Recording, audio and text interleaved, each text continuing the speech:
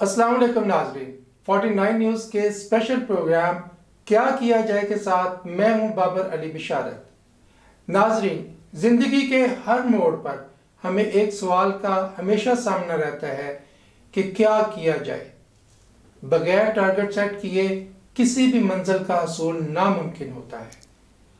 ہمارے طالب علمی دور کے اندر بھی ہمیں یہ مسئلہ درپیش تھا اور آج کے اسٹوڈنٹس کو بھی یہی مسئلے کا سامنا ہے کہ میٹرک اور ایف ایس سی پاس کرنے کے بعد کیا کیا جائے۔ لیکن اب یہ سوال نہیں رہے گا، کیونکہ اب ہم بتائیں گے کہ کیا کیا جائے۔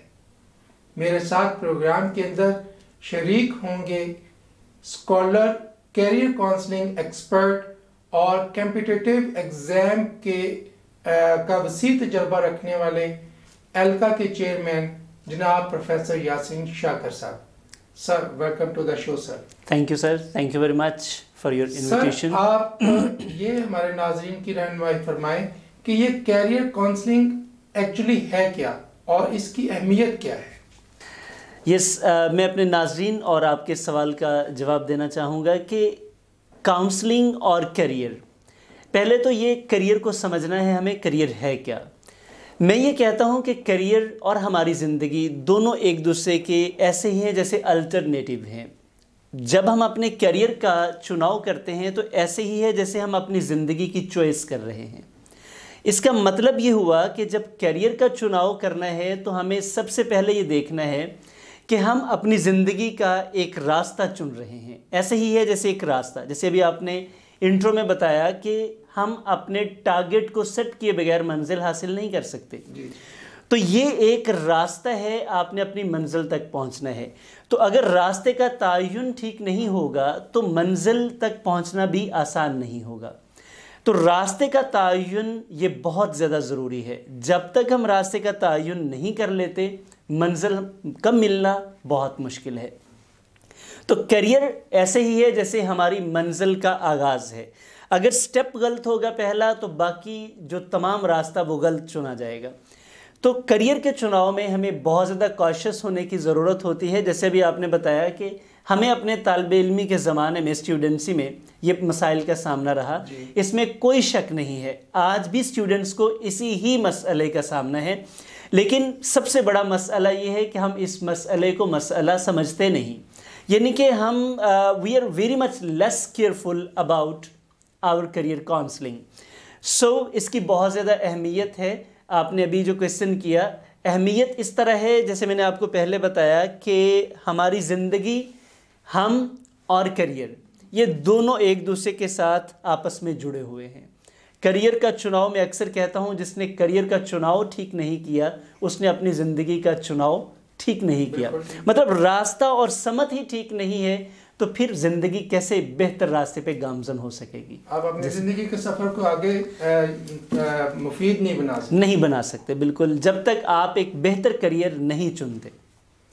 جی پروفیسر صاحب، بہت شکریہ، یہ بات واقعی بہت ضروری چیز ہے یہ۔ اب یہ فرمائیں کہ کیریئر کاؤنسلنگ کی معاشرتی اہمیت کیا ہے؟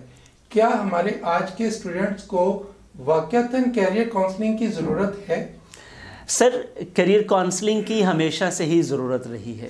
یعنی کہ آپ میں اس کی مثال اگر تاریخ میں جا کے دیکھیں تو پہلے کیریئر کچھ اس طرح سے سیٹ ہوتے تھے کہ جو والد کر رہا ہے وہی بیٹا کرے گا، لیکن ود دا ایڈوانسمنٹ آف، یہ جیسے جیسے بڑھتا گیا وقت، ٹیکنالوجی بڑھی اور آپشنز بڑھتی گئی، اب ہمارے پاس بہت ساری آپشنز ہیں، لیکن اس میں ہم نے یہ دیکھنا ہے کہ ایک بچہ جو ہمارا میٹرک کرتا ہے یا ایف ایس سی کرتا ہے، اب یہ آج تو بچہ ہے لیکن کل اس نے ایک نوجوان بننا ہے، اور یہ وہ نوجوان ہے جس نے کسی بھی ملک کی بھاگ دوڑ سنبھالنی ہے۔ میں ایسے کہتا ہوں کہ آج کا بچہ کل کا نوجوان ہے، اور کل کا نوجوان آنے والے مستقبل، یعنی کہ مستقبل میں وہ اس قوم کا لیڈر ہے، اور لیڈر کا اگر راستہ ٹھیک نہیں ہے، یعنی کہ جب اس نے شروع کیا اپنا سفر، اگر اس کا ہی راستہ ٹھیک نہیں ہے، ہاؤ از اٹ پاسبل کہ نیشن مضبوط ہو سکے گی؟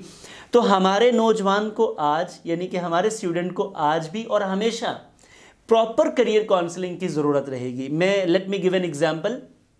جب ہم بات کرتے ہیں ایڈوانس کنٹریز کی تو وہاں پہ بچے کا ایپٹیٹیوڈ یعنی کہ وہ 3rd 4th کلاس سے ہی سیٹ کر دیا جاتا ہے، اسے پراپر کاؤنسلنگ دی جاتی ہے اور دینے کے بعد اسے اس راستے پر چلایا جاتا ہے جو اس کے انٹرسٹ، اس کی ایبلٹیز اور فیوچر میں جو پراسپیکٹس ہیں اس کے بہتر ہیں ان پہ ان کو چلایا جاتا ہے، تو بچہ اس سمت میں جا کے اس راستے پہ جا کے کامیاب ہوتا ہے۔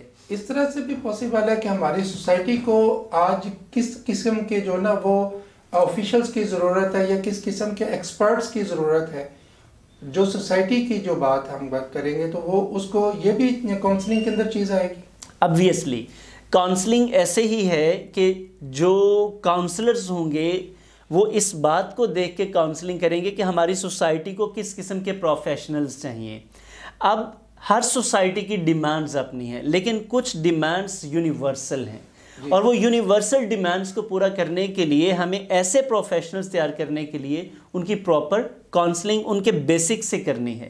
اگر ہم نہیں کر پاتے تو سوسائٹی میں جو ریکوائرڈ پروفیشنلز ہیں وہ نہیں پیدا ہو پاتے، تو سوسائٹی کے لیے اس کی اہمیت بہت زیادہ ہے۔ جیسے کہ میں نے کہا کہ یہی نوجوان کل کو پروفیشنلز بنیں گے، تو اگر آج ہم نے ان کی پراپر کاؤنسلنگ نہیں کی تو کل یہ کیسے اچھے پروفیشنلز بنیں گے؟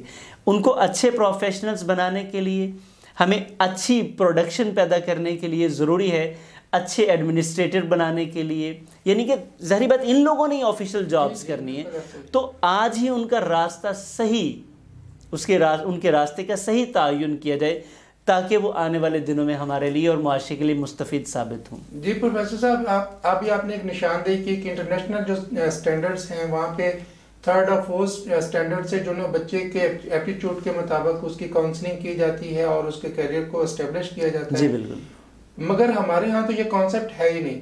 اب اگر میٹرک کے بعد یا FSC کے بعد اگر ہم اپنے اسٹوڈنٹس کو کاؤنسلنگ دیتے ہیں تو کیا ہمیں یہاں سے سٹارٹ کر کے انیشل سٹیجز پہ سٹارٹ کرنا چاہیے آگے اس کو؟ Yes sir, it is never too late. آپ کسی بھی لیول پہ جا کے اگر سمجھ آ جاتی کہ یہاں سے اگر شروع کر لیا جائے تو کبھی یہ نہیں ہے کہ یہ بہت لیٹ ہو گیا ہے، لیکن میں یہ ضرور کہوں گا کہ ہمارے بچوں کو، ہمارے پیرنٹس کو، اساتذہ کو کرتے بھی ہیں، مطلب ٹیچرز اپنے لیول پہ کرتے بھی ہیں، لیکن اس کو ہمیں میکسیمم لیول پہ کرنا ہے، ایک ٹرینڈ بنا دینا چاہیے۔ وہ میں اکثر کہتا ہوں کہ ہم سیانوں کے دیس میں رہتے ہیں، یعنی کہ ہم اپنے آپ کو سمجھتے ہیں کہ وی آر کلیور انف کہ ہم جو بھی دنیا جہان کے سارے کام کر سکتے ہیں، ایسا کبھی نہیں ہو سکتا۔ ہوتا کچھ یوں ہے کہ بچہ اب میٹرک میں آتا ہے، اس کی پراپر کاؤنسلنگ نہیں ہے، میٹرک سے انٹرمیڈیٹ میں آتا ہے، وہ ایک بھیڑ چال کے تحت ایڈمیشنز لیتا ہے، کوئی پراپر کاؤنسلنگ نہیں ہے، یہاں سے وہ انٹرمیڈیٹ کے بعد جاتا ہے تو تب بھی اس کے پاس پراپر کاؤنسلنگ نہیں ہے۔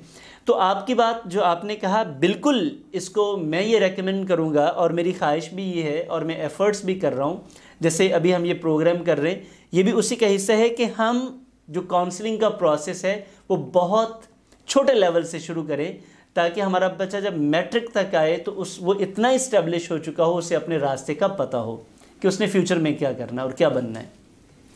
جی بالکل، بہت شکریہ پروفیسر صاحب۔ آپ یہ فرمائیں کہ کیریئر کاؤنسلنگ کرتے وقت ایک کاؤنسلر کو کن بنیادی محرکات کو جو ہے وہ مد نظر رکھنا ہوتا ہے تاکہ وہ بہتر طریقے سے ایک بہتر پروفیشنل جو ہے نا وہ پیدا کیا جا سکے؟ سر یہ بہت اہم کویسچن ہے اور بڑا ہی بیسک کویسچن ہے۔ فرسٹ آف آل جو بھی کاؤنسلر ہیں ان کو سب سے پہلے یہ دیکھنا ہے بچے کی ایبلٹی جس کو کاؤنسل کیا جا رہا ہے۔ دیکھیں ہمارے یہاں پہ پرابلم یہ ہے کہ جو کاؤنسلنگ دے رہا ہوتا ہے وہ اپنے اینڈ پہ سوچ کے جی آپ اس فیلڈ میں چلے جائیں یہ بہتر ہے۔ اب ہم نے وہ فیلڈ تو بہتر ہے، آیا کہ وہ بچے کے ساتھ بھی کمپیٹیبل ہے یا نہیں؟ جس نے جاب کرنی ہے، جس نے وہ فیلڈ چننا ہے، آیا کہ وہ اس کے لیے مس فٹ تو نہیں ہے؟